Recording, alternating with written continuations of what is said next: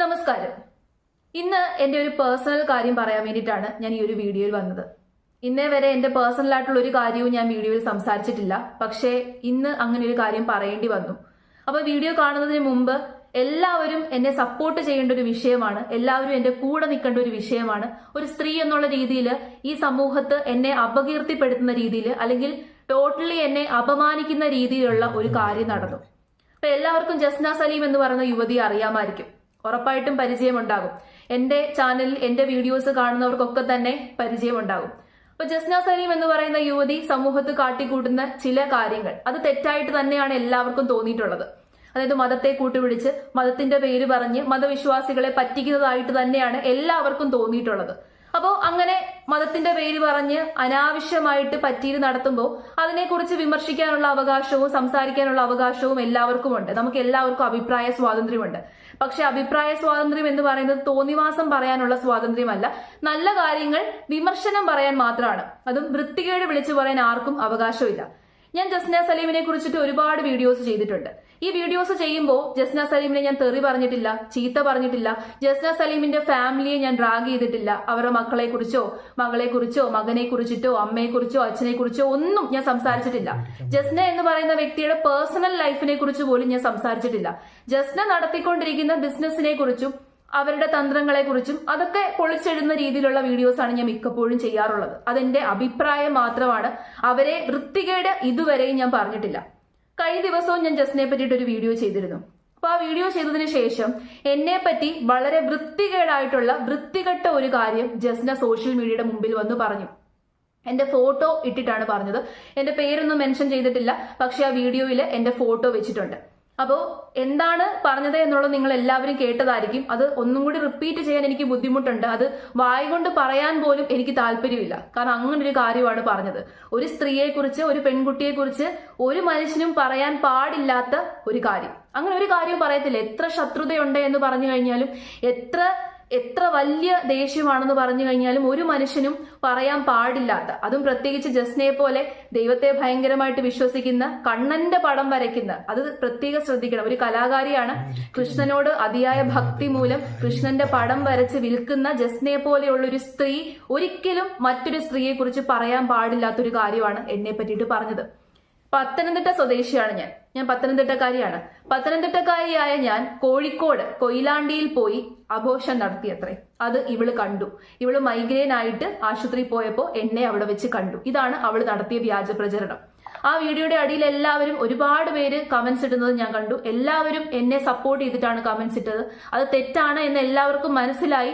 പക്ഷേ ഒരുപാട് ആൾക്കാർ ആ വീഡിയോ കണ്ടുകൊണ്ടിരിക്കുകയാണ്. ഇൻസ്റ്റഗ്രാമിലും ഫേസ്ബുക്കിലും യൂട്യൂബിലും ഒരുപാട് ആൾക്കാർ ആ വീഡിയോ കണ്ടു. ഇത്രയും നാളും ജസ്ന സലീമിന് ഇത്രയധികം വ്യൂസ് കിട്ടി കാണത്തില്ല. അപ്പോൾ ഓരോ വ്യക്തികളും കാണുമ്പോൾ 100 പേര് ഒരു വീഡിയോ കണ്ടു കഴിഞ്ഞാൽ ചിലപ്പോൾ 99 പേരും അത് വിശ്വസിക്കണമെന്നില്ല. പക്ഷെ ഒരാൾ വിശ്വസിച്ചു കഴിഞ്ഞാൽ ഞാൻ എന്ന് പറയുന്ന സ്ത്രീയുടെ ക്രെഡിബിലിറ്റിയാണ് ഇവിടെ ചോദ്യം ചെയ്യപ്പെടുന്നത്. അപ്പൊ അത്രയും വൃത്തികെട്ട മനോഭാവമുള്ളൊരു സ്ത്രീയുടെ മുഖം മൂടി തുറന്നു കാണിക്കാൻ വേണ്ടിയിട്ടാണ് ഞാൻ ഇങ്ങനെ ഒരു വീഡിയോ ചെയ്തത്. അപ്പൊ ജസ്ന സലീമിനെ ഞാൻ കോണ്ടാക്ട് ചെയ്തിരുന്നു, വിളിച്ചിരുന്നു. എന്റെ ആവശ്യം ഒന്ന് മാത്രമാണ്. ഞാൻ കേസിനോ വഴക്കിനോ ഒന്നും പോയില്ല. പക്ഷെ കേസിന് പോയി കഴിഞ്ഞാലും ഞാൻ അതിന്റെ പുറകെ നടക്കാമെന്നേ ഉള്ളൂ. എന്നാലും ഞാൻ പരാതി കൊടുത്തിട്ടുണ്ട്. പത്തനംതിട്ട സൈബർ സെല്ലിൽ ഞാൻ പരാതി കൊടുത്തിട്ടുണ്ട്. അതിന്റെ ബാക്കി കാര്യങ്ങൾ എന്താണെന്നുള്ളത് ഞാൻ പിന്നീട് പറയാം. അപ്പോൾ ഞാൻ ജസ്നയെ വിളിച്ചിട്ട് വീഡിയോ ഡിലീറ്റ് ചെയ്യണം. ഡിലീറ്റ് ചെയ്തതിനു ശേഷം അത് മാപ്പ് പറഞ്ഞ് വീഡിയോ ഇടണം, സോഷ്യൽ മീഡിയയിൽ പോസ്റ്റ് ചെയ്യണമെന്ന് ഞാൻ പറഞ്ഞു. ജസ്നയുടെ ആവശ്യം ജസ്നയെ കുറിച്ച് ഞാൻ ചെയ്തിട്ടുള്ള എല്ലാ വീഡിയോയും ഡിലീറ്റ് ചെയ്യണം. അതാണ് ജസ്നയുടെ ആവശ്യം. അതായത് എന്റെ വാ കംപ്ലീറ്റ്ലി അടപ്പിക്കണം. ജസ്നയെ കുറിച്ച് ഞാൻ സംസാരിക്കുന്ന വീഡിയോ ഒരുപാട് ആൾക്കാർ കാണുന്നുണ്ട്, ഒരുപാട് ആൾക്കാരിലേക്ക് അത് എത്തുന്നുണ്ട്. ജസ്നയുടെ കള്ളത്തരം ഒരുപാട് ആൾക്കാർ മനസ്സിലാക്കുന്നുണ്ട്. ആദ്യം തന്നെ ഒരു കാര്യം കൂടി ഞാൻ പറയാം. ഞാൻ ഇന്നേ വരെ ജസ്ന എന്ന് പറയുന്ന സ്ത്രീയുടെ പേഴ്സണൽ ലൈഫിനെ കുറിച്ച് സംസാരിച്ചിട്ടില്ല.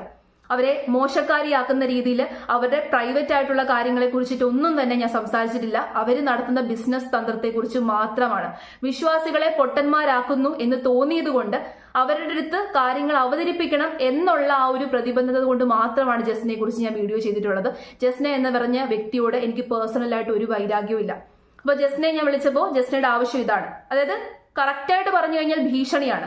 ഒരു സ്ത്രീയെക്കുറിച്ച് ഒരു പെൺകുട്ടിയെക്കുറിച്ച് ഇങ്ങനെ ഒരു അപവാദം പ്രചരിപ്പിച്ചു കഴിഞ്ഞാൽ എനിക്കാണ് നഷ്ടപ്പെടാനുള്ളത്. ജസ്ന എന്ന് പറഞ്ഞ സ്ത്രീക്ക് ഒന്നും നഷ്ടപ്പെടാനില്ല.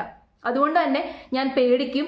ഞാൻ വീഡിയോ എല്ലാം ഡിലീറ്റ് ചെയ്യും, ഇനി ജസ്റ്റിനെ കുറിച്ച് സംസാരിക്കത്തില്ല എന്നുള്ള ലക്ഷ്യം വെച്ചിട്ടാണ് അവൾ ഈ ഒരു കള്ളത്തരം എന്നെ കുറിച്ച് പടച്ചുവിട്ടത്. അപ്പോൾ മറ്റുള്ളവർ, ഇത് കേൾക്കുന്ന ആൾക്കാരാണ് സത്യത്തിൽ എന്നെ സപ്പോർട്ട് ചെയ്യേണ്ടത്. ഞാൻ ഒന്നും കൂടി പറയാം, ആ കാര്യത്തിൽ ബോധ്യപ്പെടുത്തേണ്ട പോലും കാര്യമില്ല. ഇങ്ങനൊരു വ്യാജ പ്രചരണത്തിൽ ഒരു ന്യായീകരണം പോലും തരേണ്ട കാര്യമില്ല. ജസ്ന പറഞ്ഞത് 100% തെറ്റായിട്ടുള്ള കാര്യമാണ്. പത്തനംതിട്ട സ്വദേശിയാണ് ഞാൻ കൂടിപ്പോയാൽ ഞാൻ കോട്ടയം പോയിട്ടുണ്ട്, കൊല്ലം പോയിട്ടുണ്ട്, തിരുവനന്തപുരം പോയിട്ടുണ്ട്, എറണാകുളം പോയിട്ടുണ്ട്. ഈ 3 ജില്ലകളിലാണ് ഞാൻ ആകെപ്പാടെ പോയിട്ടുള്ളത്. ഓക്കെ, ഇങ്ങനെ പോലും പറഞ്ഞു തരേണ്ട കാര്യമില്ല. പക്ഷേ ഞാൻ പറഞ്ഞല്ലോ, തെറ്റിദ്ധരിക്കുന്ന ഒരു വ്യക്തിയെങ്കിലും ഉണ്ടെന്നുണ്ടെങ്കിൽ അത് എന്റെ ക്രെഡിബിലിറ്റിയെ ചോദ്യം ചെയ്യുന്ന രീതിയിലാണ്.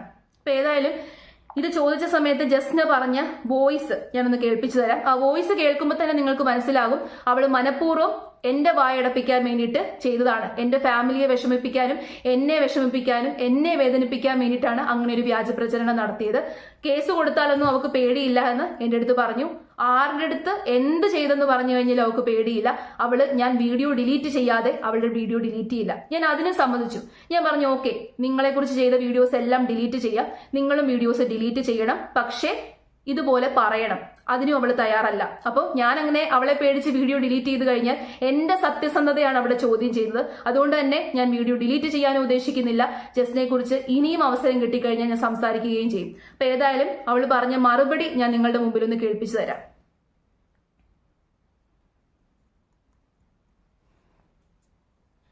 കൊച്ചെ, എനിക്ക് പറയാനുള്ളത് ഞാൻ പറഞ്ഞു. ആദ്യം നീ ഇന്നലെ മിനിഞ്ഞാന്ന് ചെയ്ത വീഡിയോ റിമൂവ് ചെയ്യണ്ട, പ്രൈവറ്റ് ആക്കി വെച്ചോ. ബാക്കിയുള്ളതിന്റെ ഒക്കെ തംബ്ലൈന് മാറ്റിക്കോ. ഞാനിത് റിമൂവ് ചെയ്യും. അതിലേക്കപ്പുറം ഒന്നും ഞാൻ ചെയ്യില്ല. ഇനിയിപ്പം കുട്ടി പറഞ്ഞതുകൊണ്ട് മത തീവ്രവാദി ആക്കാൻ അങ്ങനെ ശ്രമിക്കുകയാണെങ്കിൽ കുട്ടി ശ്രമിച്ചു, നോ പ്രോബ്ലം. ഇനി കംപ്ലൈന്റ് ഇനിയിപ്പം കുട്ടി പറഞ്ഞിട്ടുണ്ടാതിരി കൊയിലാണ്ടി ഹോസ്പിറ്റലിൽ പോയിട്ട് കുട്ടി എന്താ ഇഷ്യൂസ് ഉണ്ടാക്കുന്നതെന്ന് വെച്ചാൽ അത് ഉണ്ടാക്കിക്കോ, എനിക്കൊരു വിഷയവുമില്ല. എനിക്ക് പറയാനുള്ളത് ഇത്ര മാത്രമേ ഉള്ളൂ.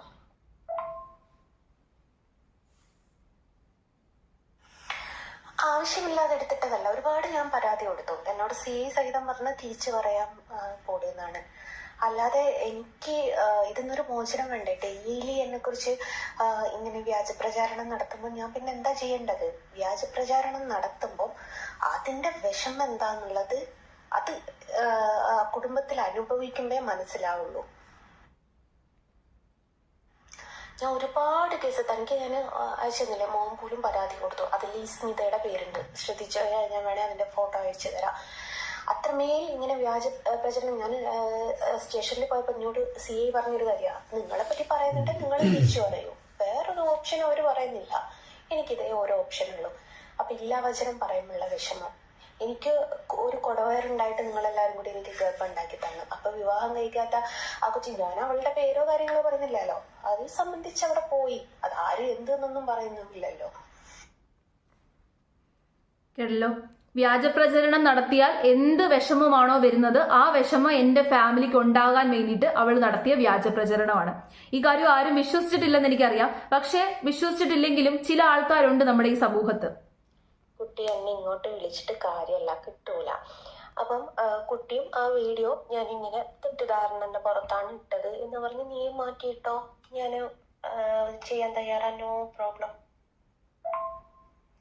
നീ FM തുറന്നതിന്റെ മാതിരി നിന്റെ ഭാഗം ഇങ്ങനെ ന്യായീകരിക്കാൻ വേണ്ടിയിട്ടാണെങ്കിൽ കുട്ടി നീ എന്നെ വിളിക്കണ്ട. ഞാൻ എന്നോട് പറഞ്ഞു, ഞാൻ ഇത് മാത്രമല്ല വേറെയും വരയ്ക്കാറുണ്ട്, വേറെയും വരച്ചതിന്റെ ഫോട്ടോയും വീഡിയോ സഹിതം ലൈവായിട്ട് ഞാൻ എന്റെ യൂട്യൂബിന്റെ അകത്ത് പോസ്റ്റ് ചെയ്തേക്കുക. അതൊന്നും നിനക്കൊന്നും കാണാൻ നിന്റെ ഒന്നും എടുത്ത് കണ്ണില്ല.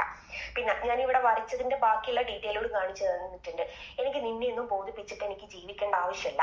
അപ്പം കുട്ടിക്ക് ഇത് പറ്റുമെങ്കിൽ ഈ ഭാഗം പറഞ്ഞത് കട്ട് ചെയ്യാതല്ല, വീഡിയോ പ്രൈവറ്റ് ആക്കി വെക്കാൻ നിനക്ക് പറ്റുമെന്നുണ്ടെങ്കിൽ ഞാൻ ഓക്കെയാണ്. ഞാനും പ്രൈവറ്റ് ആക്കി വെക്കുകയുള്ളൂ. എന്ന് നീ അത് പബ്ലിക് ആക്കുന്നോ അന്ന് ഞാനും അത് പബ്ലിക് ആക്കും.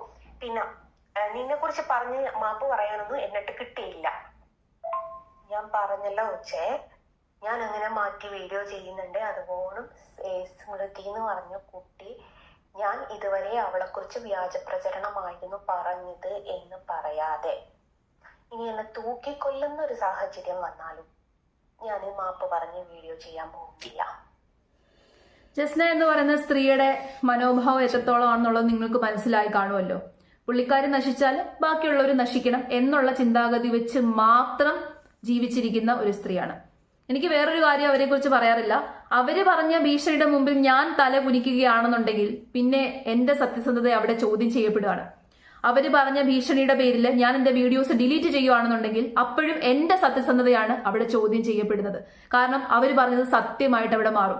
ഞാൻ പറഞ്ഞു ഞാൻ വീഡിയോ ഡിലീറ്റ് ചെയ്യാം, പക്ഷേ ഒരു കാര്യം ചെയ്യണം, ഈ പറഞ്ഞത് കള്ളത്തരമാണ് എന്ന് പറഞ്ഞ് എന്നോട് മാപ്പ് ചോദിച്ച് ഇൻസ്റ്റഗ്രാമിൽ വീഡിയോ ചെയ്യണം. ഇൻസ്റ്റഗ്രാമിലോ ഫേസ്ബുക്കിലോ എവിടെയൊക്കെയാണോ അപ്ലോഡ് ചെയ്തിരിക്കുന്നത് അവിടെയൊക്കെ ചെയ്യണം. തയ്യാറല്ലെങ്കിൽ ഞാനും തയ്യാറല്ല. കാരണം ഞാൻ ഇവിടെ തെറ്റ് ചെയ്തിട്ടില്ല. പക്ഷെ ഒരു കാര്യമുണ്ട്, ഒരു പെൺകുട്ടി എന്നുള്ള രീതിയിൽ ഇങ്ങനെ ഒരു കാര്യം ആദ്യം കേൾക്കുമ്പോൾ മാനസികാവസ്ഥ എന്തുമായിരിക്കും? ഇന്നലെ ഒരു ദിവസം എന്റെ മാനസികാവസ്ഥ ടോട്ടലി ഡൗൺ ആയിരുന്നു. എനിക്ക് നല്ല രീതിയിൽ വിഷമം വന്നു, സങ്കടം വന്നു.